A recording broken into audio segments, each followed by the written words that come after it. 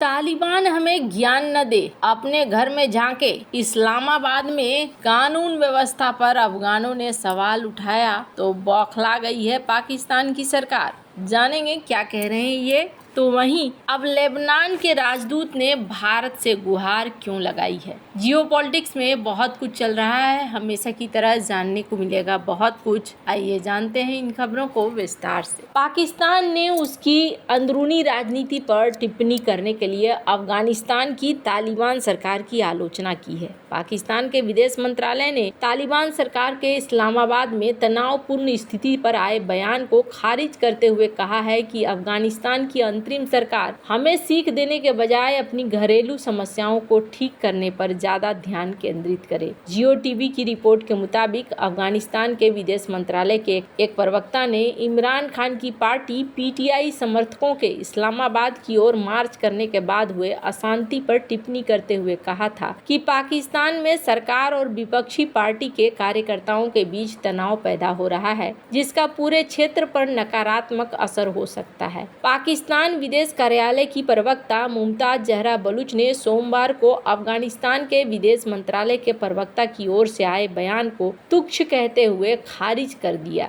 उन्होंने कहा कि तालिबान की ओर से पाकिस्तान के घरेलू मामलों में गैर जरूरी और निंदनीय हस्तक्षेप है। बलूच ने कहा कि एक लोकतांत्रिक देश को व्याख्यान देने के बजाय एआईजी को अपने घरेलू समस्याओं को ठीक करने में ध्यान लगाना चाहिए और सबसे पहले अपने अधिकारों की कटौती करने के बजाय महिलाओं और लड़कियों के लिए पढ़ाई वगैरह इन सब पर ध्यान देना चाहिए। मुमताज बलूच ने कहा कि एआईजी को पड़ोसी देशों में शांति के लिए गंभीर खतरा पैदा करने वाले आतंकी समूहों को जगह न देकर अंतरराष्ट्रीय समुदाय को दी गई प्रतिबद्धताओं को पूरा करना चाहिए। उन्होंने कहा कि पाकिस्तान क्षेत्र में शांति, बातचीत और सहयोग के लिए प्रतिबद्ध है। पाकिस्तान उम्मीद करता है कि अफगानिस्तान समेत सभी देश जिम्मेदार अंतर्राष्ट्रीय आचरण के मानदंडों का पालन करेंगे। पाकिस्तान और तालिबान के बीच काफी समय से तनातनी चल रही है। उसकी एक बड़ी वजह आतंकियों को पनाह देने का मुद्दा रहा है। पाकिस्तान की ओर से तालिबान पर आरोप लगाए जाते रहे हैं कि अफगानिस्तान की जमीन पर आतंकियों को शरण मिल रही है। वहीं तालिबान सरकार की ओर से पाक पर ही गंभीर आरोप लगाए जाते हैं।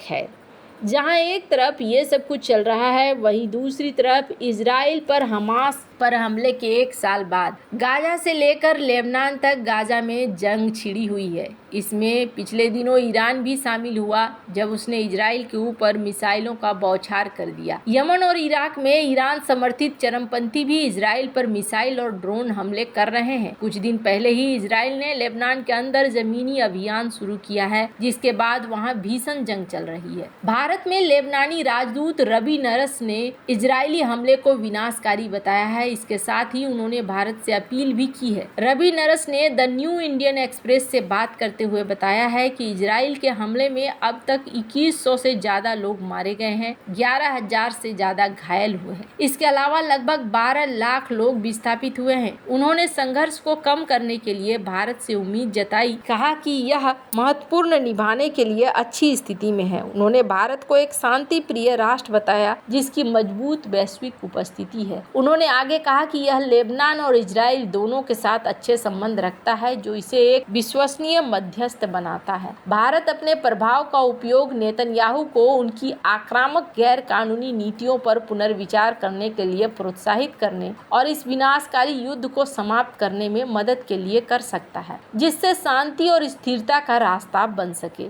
हिजबुल्लाह को आतंकवादी संगठन कहे जाने को लेकर लेबनानी राजदूत ने इजराइल पर निशाना साधा। उन्होंने कहा, इजराइल खुद टेररिज्म में शामिल है। इसकी सेना दुनिया में सबसे बड़े आतंकवादी संगठन के रूप में काम करती है, इसलिए इसे किसी भी समूह को आतंकवादी के रूप में लेबल करने का कोई नैतिक या कानूनी अधिकार नहीं है। उन्होंने हिजबुल्लाह को सरकार, संसद और प्रशासन में प्रतिनिधित्व वाली वैध लेबनानी राजनीतिक पार्टी बताया और कहा कि हिजबुल्लाह लेबनान की राजनीतिक व्यवस्था के स्थापित नियमों के अनुसार काम करता है। रबी नरस ने कहा कि 7 अक्टूबर को जो कुछ हुआ उसकी शुरुआत उस खास दिन से नहीं हुई है, बल्कि इसकी जड़ें 75 साल पहले अरब जमीन पर इजरायली कब्जे से जुड़ी हुई है। यह कब्जा पश्चिम एशिया में अस्थिरता और हिंसा का मूल कारण बना हुआ है। उन्होंने कहा कि फलस्तीनी लड़ाकों ने अवैध रूप से उनके घरों और जमीनों पर कब्जा करने वाले सशस्त्र बासिंदों को निशाना बनाया है। वैसे आपको बता दूं, आखिर वही हो रहा है जिसका डर विशेषज्ञ जता रहे। इजराइल ने जमीनी हमला शुरू कर दिया है। सोमवार मंगलवार की रात इजरायली सैनिक टैंकों के साथ सीमा पार लेबनान में घुस गए पिछले सप्ताह और हिजबुल्लाह के खिलाफ अभियान चला रहे हैं। इजराइल और हिजबुल्लाह के बीच पिछले 1 साल से जारी संघर्ष पिछले 2 सप्ताह में भीषण हो गया है। इजराइल ने हिजबुल्लाह नेता हसन नसरल्लाह और समूह के कई बड़े कमांडरों को मार डाला है। इजरायली सेना ने जमीनी हमले को सीमित अभियान बताया, लेकिन यह साफ नहीं है कि वो कितने समय तक लेबनान में रुकने वाली है। हालांकि ये बिल्कुल साफ है कि इजराइल हिजबुल्लाह पर निर्णायक प्रहार करने के लिए तैयार है, जिसने दशकों से उसके लिए एक बड़ा खतरा पैदा किया है। पिछले 1 साल में हिजबुल्लाह ने इजराइल पर सैकड़ों बार मिसाइलों, ड्रोन और रॉकेटों की बौछार की है, जिसका जवाब इजराइल ने दिया है। अब इजराइल ने सेना उतारकर युद्ध लड़ने का फैसला किया है, लेकिन इसके पहले वह 2 बार लेबनान में जंग लड़ चुका है। इजराइल के लेबनान पर किए गए पिछले हमले बेनतीजा रहे हैं। इसकी वजह से इजराइल की बड़ी संख्या में अपने सैनिकों की जान गंवानी पड़ी, साथ ही अंतर्राष्ट्रीय स्तर पर उसकी प्रतिष्ठा को भी नुकसान हुआ था। इजराइल और हिजबुल्लाह की दुश्मनी की कहानी दशकों पुरानी है। हिजबुल्लाह की स्थापना 1982 में लेबनान पर इजराइल के पहले हमले के बाद हुई। इजराइल ने लेबनान पर हमला फलस्तीनी चरमपंथी संगठन PLO के खिलाफ किया था, लेकिन जल्द ही इजरायली सैनिकों ने खुद को हिजबुल्लाह से लड़ते हुए पाया।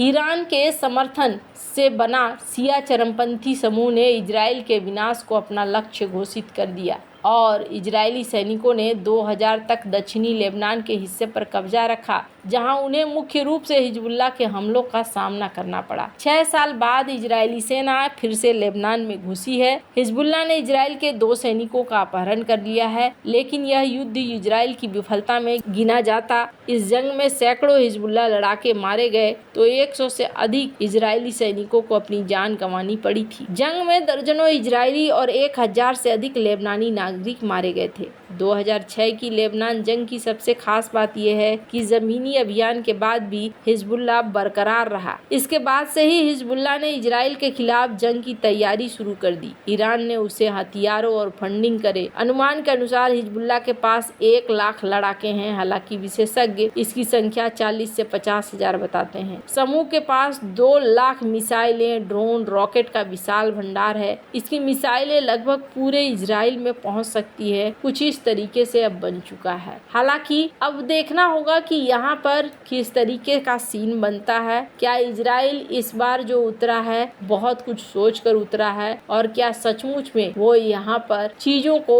हैंडल कर पाएगा। IDF प्रवक्ता अविचाई अद्राई ने अरबी भाषा में एक बयान जारी करके बेरूत उपनगर में रहने वाले लोगों को सोमवार रात को ही स्थान खाली करने की चेतावनी दे दी थी। लेबनान पर इजरायली हमले की आशंका को देखते हुए लेबनानी सेना ने सोमवार रात 9 बजे के आसपास दक्षिणी लेबनान में कई ठिकानों से पीछे हटना भी शुरू कर दिया था। वैसे आपको क्या लगता है, क्या भारत इस मामले में कोई मदद कर सकता है? कमेंट कर अपनी राय जरूर बताएं। जल्द मिलते हैं अगले वीडियो में नई खबर के साथ।